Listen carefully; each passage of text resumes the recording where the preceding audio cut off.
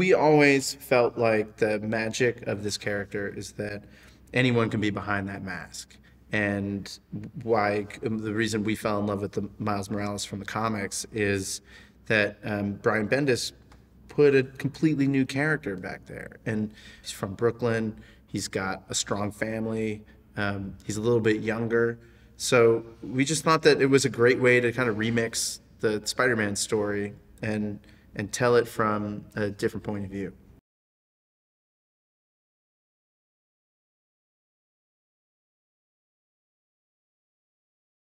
One cool thing about Spider-Man is that when you put on that mask, no one knows what you look like. No one knows, and it could be anybody. And so this movie, not only with Miles and Peter, but also with Gwen and all the other characters that get introduced, it feels like anybody, whether you're a human or a pig, can look at the screen and go like, I see myself there, and I can imagine myself in this scenario. And it's true for everybody, and so it feels really exciting to send a message to the world that, like, the thing that is different about you, it can be your superpower.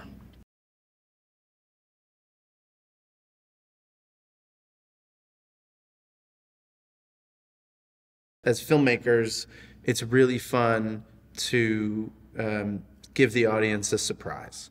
And so knowing that we had this like deck of cards full of characters from all across the Spider-Verse that we could lay down anytime we felt like it was right, that was a real privilege for us. So we always wanted to design it so that the characters slowly came into the picture, that you like really focused on Miles from the start, and then slowly we would feather in these other people so that you feel like, just like Miles, your world is getting bigger and bigger and bigger as the movie grows.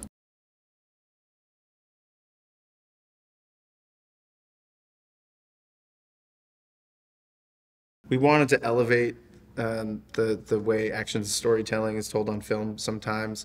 Because of animation, we can make them move as quickly and boisterously as we want. We have an amazing animation team that sat in front of their computers with mirrors, like doing this, and like trying to figure out the perfect pose. And they spent a lot of time looking at, skateboard videos and surf videos and acrobats and stuff to try to find the right reference. So these characters have a really special way of moving, and you can feel it on the screen.